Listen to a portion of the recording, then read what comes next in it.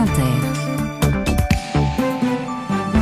Éric Delvaux, le 6-9 du week-end. L'actualité européenne à présent, c'est votre Café Europe. Bonjour Stéphane Le Neuf. Bonjour Éric. Alors en ce début d'année, vous nous proposez Stéphane de parler d'un livre publié par Christophe Rouillon, le maire de Coulennes dans la Sarthe.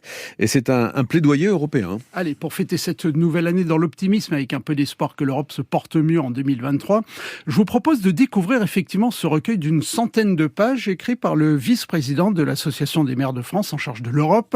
Christophe Rouillon souhaite, comme il l'écrit, monter à l'assaut, défendre une Europe attaquée de toutes parts. Il n'est ni eurobéat ni européiste et à travers ce livre, le maire de Coulennes apporte également un témoignage d'élu local impliqué au quotidien dans la construction européenne. Il montre les bienfaits que l'Union apporte au niveau de sa commune sans forcément que ses administrés s'en rendent compte.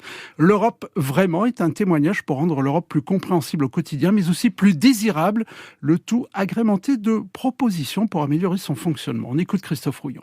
C'était d'abord la volonté de rendre l'Europe plus humaine et également d'apporter un témoignage d'un maire qui était impliqué au cœur des institutions européennes pour lutter contre toutes les idées fausses, également aussi de pouvoir apporter un témoignage qui est bien entendu un témoignage qui se veut concret, également technique, mais aussi affectif sur l'Union européenne parce que face aux nationalistes, nous sommes souvent désarmés parce qu'ils sont dans le domaine de l'émotion et nous sommes dans le domaine de la raison et nous sommes parfois à court d'explications face à des gens qui manient parfois les attaques, les désinformations et je pense qu'il était important d'avoir un livre qui soit à la fois sur le registre du sérieux mais aussi sur le registre de la passion pour l'Union européenne. Les thèmes que j'aborde sont ceux de l'Europe sociale, de l'Europe des migrations, comment faire avoir demain une Europe qui protège plus la planète, également d'avoir un budget de l'Union européenne qui soit à la hauteur des enjeux. On a un budget de l'Union européenne qui est 20 fois moins important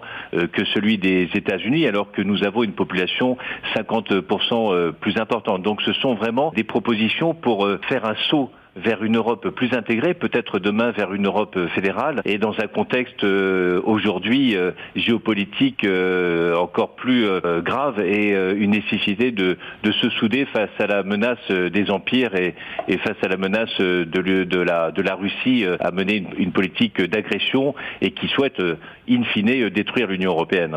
L'Europe vraiment, livre de Christophe Rouillon, le maire de Coulennes, donc c'est publié aux éditions Transmettre. L'actualité européenne, Stéphane, avec les Kosovars, désormais dispensés de visa pour entrer dans l'Union européenne. Les 27 et le Parlement européen ont trouvé un accord. Les habitants du Kosovo seront dispensés de demande de visa s'ils veulent se rendre dans l'Union pour des courts séjours 90 jours au maximum. Le Kosovo était le seul pays des Balkans occidentaux à ne pas bénéficier d'un tel régime d'exemption de visa de la part de l'Union européenne. La Finlande va construire son premier grand parc éolien en mer. Le champ éolien d'une puissance de 1,3 gigawatts se trouvera en mer Baltique sur la côte ouest de la Finlande. Inauguration prévue au début des années 2030. Helsinki souhaite atteindre 0 émission nette d'ici 2035. Le parc doit fournir la consommation de 250 000 foyers. Et on termine avec l'agenda 2023, l'agenda européen. Retenez cette date du 27 mars au 2 avril, journée européenne des métiers d'art. Un thème cette année, sublimer le quotidien. Stéphane Le Neuf et votre Café Europe, c'est aussi sur l'appli Radio France.